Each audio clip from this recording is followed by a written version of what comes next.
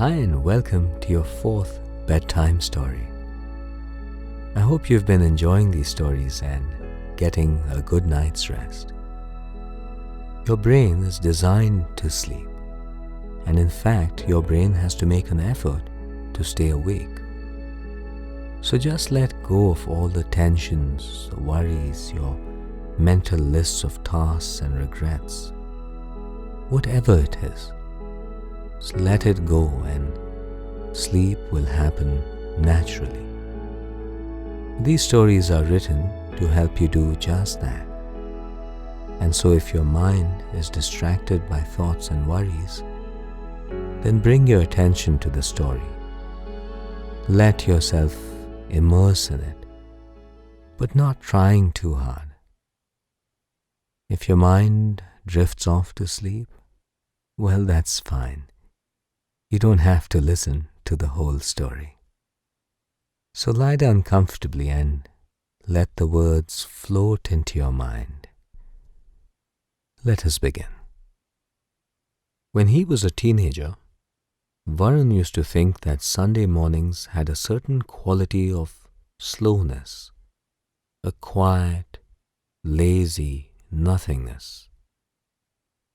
As he lay in bed, contemplating the shadows on the wall across his bed, and observing the light streaming in through the gaps in the curtains, he wondered about that feeling.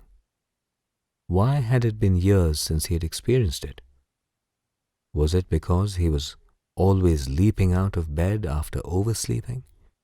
Usually by this time he would have gulped down a too-hot cup of coffee while checking his emails and simultaneously making a mental to-do list for the day, skipping breakfast so that he could get to the office on time and then rushing through traffic.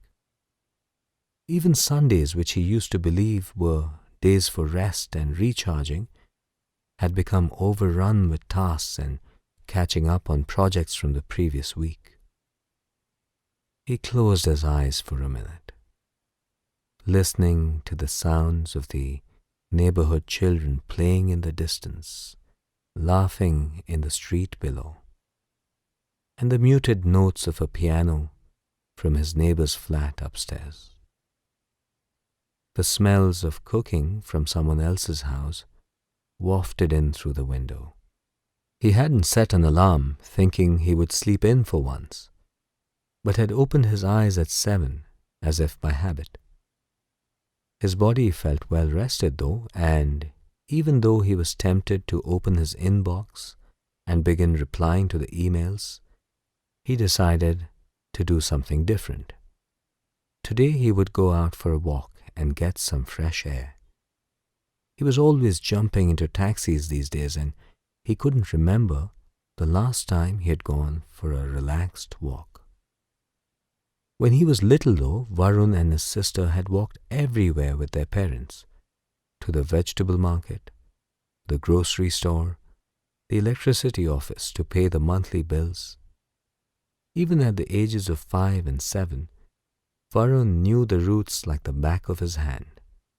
They only took an auto when they were visiting their aunt who lived on the other side of town, or when they went to the movies on MG Road once a month. How times have changed, Varun thought, as he put on his shoes and checked that he had his keys in his pocket. Something as simple as walking had become an event in his life, something unusual. He walked out of his gate and the early morning light touched his face with unexpected warmth. After a week of incessant rains, the sun had finally come out. Varun paused for a moment, noticing for the first time the canopy that framed the street outside his apartment. The ancient trees reached out from either side of the road, meeting somewhere in the middle, in a pattern of branches, leaves, and flowers. The road itself was carpeted with fallen leaves, and the air was fragrant with the smell of damp earth. He turned right towards his neighborhood park, stopping at a junction only to realize that there was hardly any traffic. A cow grazed by the pavement, eating what looked like day-old flower garlands. A few boys went by on cycles, precariously balancing cricket bats on their shoulders and laps. As though this was a morning for nostalgia, Varun was again transported back to his childhood, when he and his building friends would play outside for hours and hours, no matter what the weather. And every evening his mother would have to shout herself hoarse to make him come home for dinner. He was always tanned from being in the sun, his knees and elbows scraped from his various antics. Now, though, days would go by when he would hardly see the sun. Cooped up as he was in an air-conditioned office building in one of the high-tech parks, only stepping out to get into another taxi and to return home. In the early days of work, he would walk out for a coffee every morning, but now he was lucky if he managed to grab lunch while sitting at his desk. When had he changed so much from the outdoorsy boy he had been to this person who sat indoors all day?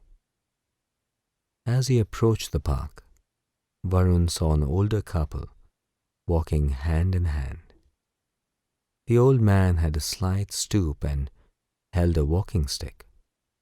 The woman was small but looked strong and seemed to be supporting his weight on her tiny arm. A young woman wearing headphones jogged past. A dog ambled across the road. A bird fluttered in the trees above. Varun decided to enter the park, something he hadn't done even once in the 4.5 years he'd been living just down the road. The park was a small, tidy area with little cobbled stone paths dividing the gardens and children's playground into sections. Some of the bushes looked a bit overgrown and wild, but this only added to the lovely, lush feeling of the park. The entire space lay in the shade of 4 or 5 large trees, so old that they had probably been around longer than the street itself. There were quite a few people, walking, chatting in groups, doing yoga, and yet it was quiet. Varun sat on one of the old benches, his back towards the road. The stone of the bench was cool to his touch. As Varun leaned back, he heard a soft, tinkling sound like tiny bells shifting in the breeze. He looked around and saw that someone had tied an old wind chime to the branch of a tree beside him. Every time the wind rustled through the branches, the whispering of the leaves was accompanied by the soft clinking of the chimes, like music in the air. He looked at the little patches of blue sky visible between the dense green of the trees above. Something sitting high up on one of the branches caught his eye. It was a large owl, its speckled brown feathers making it blend in with the bark of the tree in almost complete camouflage.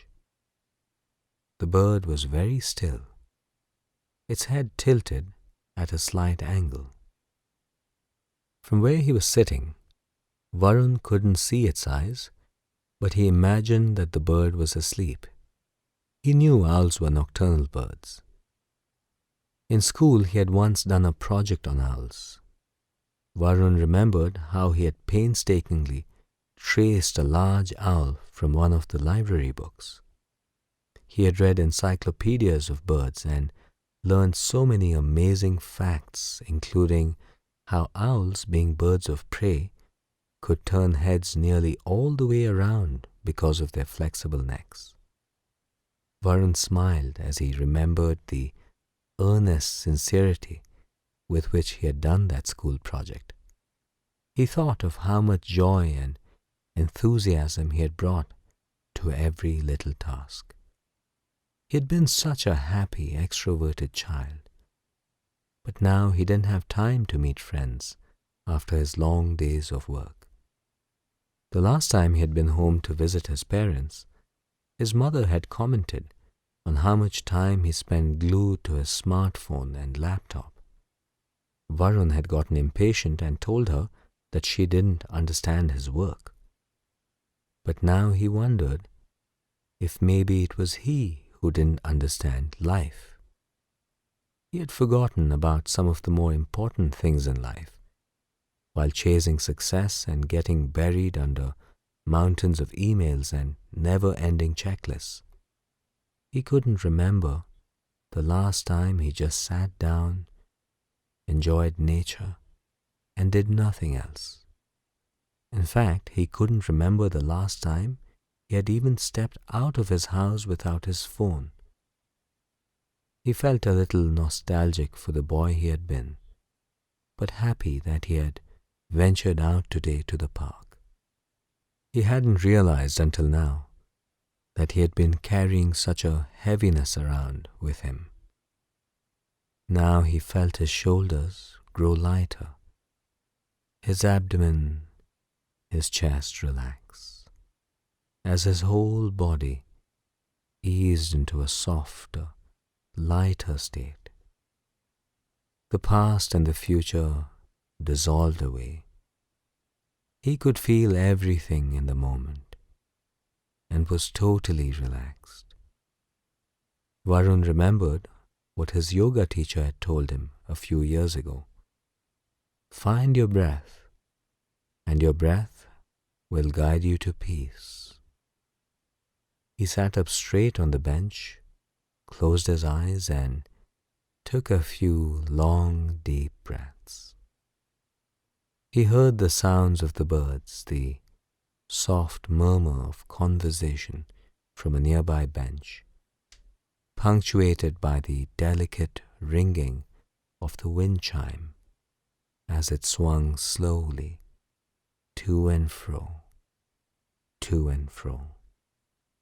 swirling gently in the breeze.